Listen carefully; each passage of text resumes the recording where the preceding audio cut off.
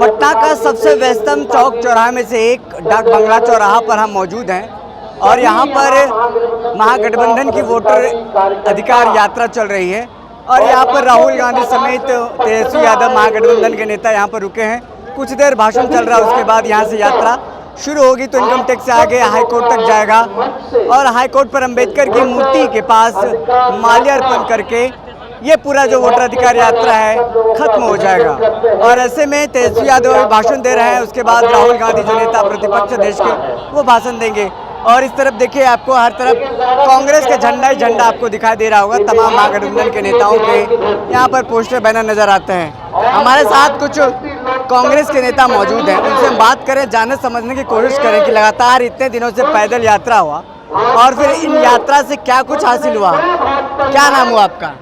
देखिए, इंतखाब वाला में मैं आईसीसी मेंबर हैं, सुप्रीम कोर्ट में एडवोकेट हैं। आज हम धन्यवाद देना चाहते हैं आपके माध्यम से राहुल जी को कि राहुल जी ने मुझे जगाने का काम किया है, वोटर्स को जगाने का काम किया है। वोटर्स वोट देते थे बहुत मेहनत से जा कर के, लेकिन उन्हें उनका वोट कहाँ जाता था ये उनको पता नहीं होता था। तो जिसको हम देते थे वो जीतता नहीं था, जिसको नहीं देते थे वो जीत जाता था।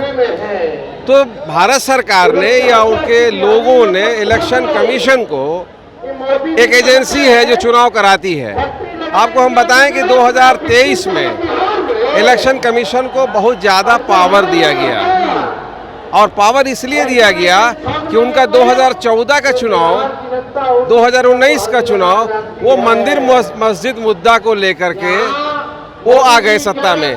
लेकिन जनता को अब ये लगा कि भाई आगे इस मुद्दे में अब जान नहीं रहा, मंदिर भी बन गई है और लोग को एक नया चीज़ चाहिए।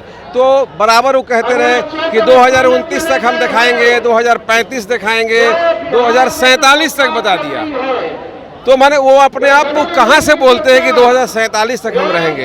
ये मुद्दा इन दिनों लगातार देखिए वोट चोरी का चल रहा है, लेकिन वोट चोरी वाकई में जो जमीनी स्तर पर जा रहा है, लोगों के बीच जा रहा है, वोट चोरी लोगों को समझ में आ रहा है ये बात? नहीं, आज इस बात को राहुल जी ने, तेजस्वी ने जो उठाने का काम किया, बेंगलोर के उस संसदीय और विधानसभा क्षेत्र का आकलन दिया, तो निश्चित तौर पर बिहार में जो समर्थन राहुल गांधी को मिल रहा है, उस समर्थन से ही पता चलता है कि ये इतना बड़ा अपार समर्थन, चूँकि वो जाग चुका है और मतदाता जाग चुका है। इसीलिए आपको हम पहले लाइन को और आगे बढ़ाते हुए बोलना चाहते हैं कि 2023 में इलेक्शन कमीशन को मजबूत स्तंभ बनाया गया, ताकि वो मंदिर मस्जिद वाले मुद्दे को छोड़ के अब हम इलेक्शन कमीशन की एजेंसी जो है उसी को मैनेज कर दे और वही मैनेज मेरा करेगा और हम वोट जिसको भी देना होगा देगा, लेकिन इलेक्शन कमीशन हमको इतनी सीट जिता देगा कि हम सरकार में आते रहेंगे। इसीलिए वो बार बार कहता रहा कि हम 2047 तक रहेंगे, 47 में हम विकसित भारत बनाएंगे। वोट चोरी का मामला हो गया, लेकिन इसी बहाने कांग्रेस बिहार में मजबूत हो रही है। तो कांग्रेस का जो जमीन था, वो जो वोट बैंक था, कहीं ना कहीं खिसकता जा रहा था, दूसरे पार्टियों में शिफ्ट होता जा रहा था, बीजेपी हो या फिर राजद के गठबंधन में जा रहा था। क्या आपको लगता है राहुल गांधी इतने दिनों से बिहार में यात्रा कर रहे हैं और लगातार उनका दौरा चल रहा है, कांग्रेस के जो सक्रिय नेता नहीं है वो फिर से जागेंगे और मजबूत कांग्रेस होगी बिहार में? नहीं, निश्चित तौर पर राहुल जी का धन्यवाद है कि उसने जगाने का काम किया और कांग्रेस के जो लोग सोए नहीं रहते हैं, कांग्रेस में जो एक बार आ जाता है वो जाता नहीं है। लेकिन कांग्रेस पार्टी में जो जान फूना फूकने का काम किया है, इससे लगता है कि बिहार में हर गांव, हर पंचायत में घर घर झंडा वाली जो हमारे प्रभारी जो घर घर झंडा का आंदोलन चलाए या योजनाएं चलाए या बिजली यूनिट हम माफ़ करने की बात करें, सरकार बनेगी तो निश्चित तौर पर हम इन बातों को लाने का बात करेंगे। और ये वाकई सच्चाई है कि कांग्रेस पार्टी के लोग आज जाग चुके हैं और आरजेडी के साथ मिल करके सरकार जो बनाने की कल्पना है उस दिशा में हम 2 कदम आगे बढ़ रहे हैं। क्या नाम हुआ आपका? कुमार रविशंकर उर्फ टिंकू यादव, प्रत्याशी विक्रम। इतने दिनों से यात्रा कर रहे हैं, क्या हासिल है इसका?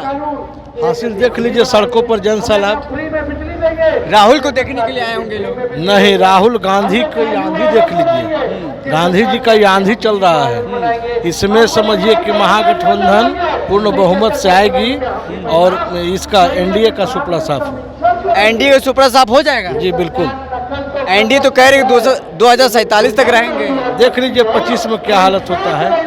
ज़्यादा दिन नहीं है, 2-3 महीने के अंदर आपको पता लग जाएगा इनका क्या हश्र होगा। आप लोग वोट चोरी का आरोप लगा रहे हैं एनडीए पर। सबसे पहले तो इतना झूठ बोले, फरेब किए टोपीबाज, लेकिन लास्ट ऑप्शन झूठ। ये झूठ बोल के लास्ट अब चोरी पर उतर आए तो जनता इनको साफ निगलेक्ट कर चुकी है। अब कुछ होने वाला नहीं इनका बिहार में। अब कुछ नहीं होने वाला है? कुछ नहीं होने वाला। साफ तौर पर यहाँ के जो लोग हैं, यहाँ के जो कांग्रेस के कार्यकर्ता हैं, उनका कहना है कि बिहार में अब कुछ नहीं होना। क्या नाम हुआ आपका? मनोज शर्मा।